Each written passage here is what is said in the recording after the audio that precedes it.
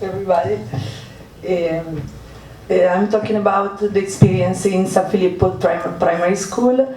I'm Alessandra Pazzagli. I started my teacher experience in Italian high school abroad in 2007. From 2013, I worked in Italy in primary school, teaching Italian, English, and technology. In my organization, I'm in charge for the digital area, and last year I've been CRISS project leader. This is my institution, is Primo Circolo Didattico San Filippo. It's formed by 6 pre-primary schools and 6 primary schools. Only 2 schools are located in the city area, the others are in the smaller village around. We are a digital and pro-social primary school, so we want our students to acquire real skills in using technologies as a tool for global citizenship. That's why we organize space in lesson time, promoting cooperative learning, peer tutoring, because we want also our students to develop a relational skill in order to act properly both in real and digital world. Primary school in Italy is from 7 years old to 11 years old. We have 560 students and 70 teachers. Before CRISS, now I'm going to give you some hints about the digital context of the institution. Both teachers and students as an account. We use a cloud computing service, so we use this to communicate, share materials for bureaucratic purpose. For the 4th grade, the students get a personal account with the specified limitations to interact with the classmates and teachers. Our institution has been center for teachers training on PNSD, that is a government policy on digital education. We've been pilot school on Selfie tool, that is a self-assessment tool on the use of digital technology that is based on DigiComp. Then we worked at teamwork organized by the Regional Educational Department of Umbria region to produce a document for the digital curriculum of primary school. So trying to connect the DigiComp areas with the national curricula. So how CRISS was implemented in our school, who, why, and how. Students, 5th grade students, has been involved as they were already familiar with most of the tools to be used. So we include 7 class groups spread throughout 5 school buildings and 21 teachers. And depending on the situation, students had school devices or brought their computers according to valid school policy. Why CRISS? According to the Italian education system, at the end of primary school, students receive a certification of competencies, also with marks. We decided to get involved on a structured path to certify our student digital competence. That's the document I mentioned before, and here you can see like a list in education changing in the last few years. So in 2017, Italian Ministry of Education adopted the standards for student competencies certification.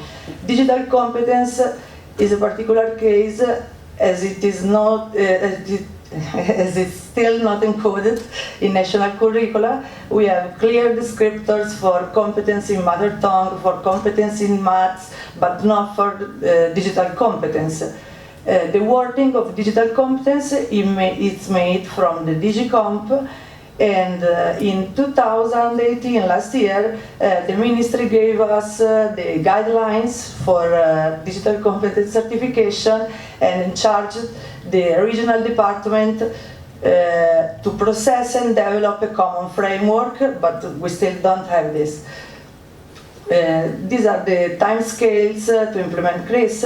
So from December 2018, we start meetings between director, staff, and teachers, and then from February to June, we had the implementation of the activities in the class groups.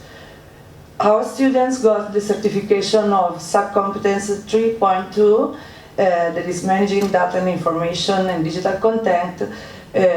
We choose to do a quick path rather than a single scenario for two reasons. The first one was about time.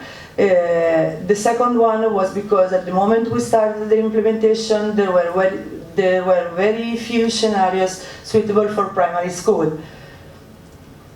This is when we start. Some pictures about when we check in together, becoming acquainted with the new working environment.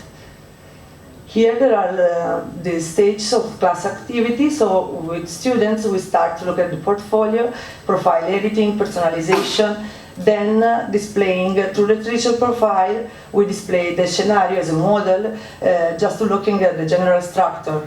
Then we promote brainstorming in class, like asking what am I supposed to do, am I able to do that, can I learn to do that, and then we look concretely at the different tools that the platform use. Even if we do a quick path for certification, we recognize the didactic value of scenario as tool for didactic. So based on welcome our guests, we change we take that structure, maintaining the digital activities, changing theme and argument according to the learning needs of our students. So we have 21 teachers that participated in CRISS, and 122 students get the sub-competence badge. This is a picture of children at work. While working, we encountered some difficulties and we proposed some solutions. So the first one was about login, because CRISS platform didn't give access with a restricted student's email account. So we had to reschedule the activity and send a specific consent form to parents informing about temporary changes on the account. Second one was a more technical problem, because at the moment that all students were logged in, there were some problem. So we need to create smaller group and take turns to work on the platform. The third one was about teamwork, because working with primary school students, most of the work was done by groups rather than individually. So the platform was accept just an individual evidence. So it would have been good to have the possibility to upload as group the work as group evidence. We solved this making a group work and then make a copy and then individually upload the work on the platform. So at the end of the process, we found some really useful lessons from CRISS. First of all, the scenario adaptability. So following this given structure, scenario is a useful teaching tool that you can adapt to specific learning needs. As I mentioned, we did with the auto reservation, for example. And then this process allows the development of digital and relational skill, because students already had some experience with tools, with some digital tools, but anyway they learn to work in a different environment, so they develop more self-confidence and they develop cooperative learning and peer tutoring. Moreover, any scenario structure, any activity of the scenario is structured for cooperative learning method. What to improve? At national level, curricula should foresee specific reference to digital competence in terms of learning outcomes, evidences, educational path, and especially assessment criteria. Ideally, ultimate goal is to uniform these elements at EU level. kind of similar of the European framework for language, for example. Moreover, having a common standard would encourage a wider participation among teachers. And being our approach, our students were accustomed to use tools such, I don't know, Google Drive and things like that, and to use different operative systems. So they found that the Workon platform was a little lowly user-friendly. Some insights from our school organization. As I mentioned at the beginning, we use a tool for self-assessment in digital area, and the main critical issue is about assessment practice area. Of course, it is a tool that measures perception of teachers. So it's like teachers asking, and I think about this digital competence certification that is not clear at the moment. So they ask themselves how to assess it. So at the moment we use an internal assessment methodology that is based on digital framework, that is regional digital framework that is itself based on DigiComp. So we aim to adopt a digital competence evaluation system that provides a framework as uniform as possible at European level and allows schools to overcome self-referentiality. So the question is if DigiComp is already ready to be used or still needs some improvement or adjustment. Thank you.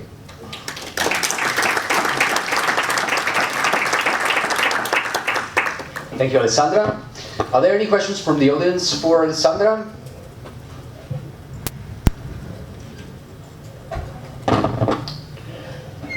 I actually have one. Okay.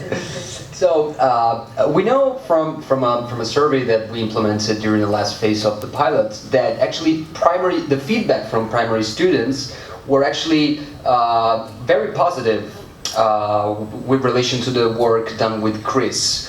What do you think is the reason for that? Why kids are more excited maybe than secondary students? Okay, probably because in primary school there's a strong focus on interdisciplinarity, and so probably this is one reason.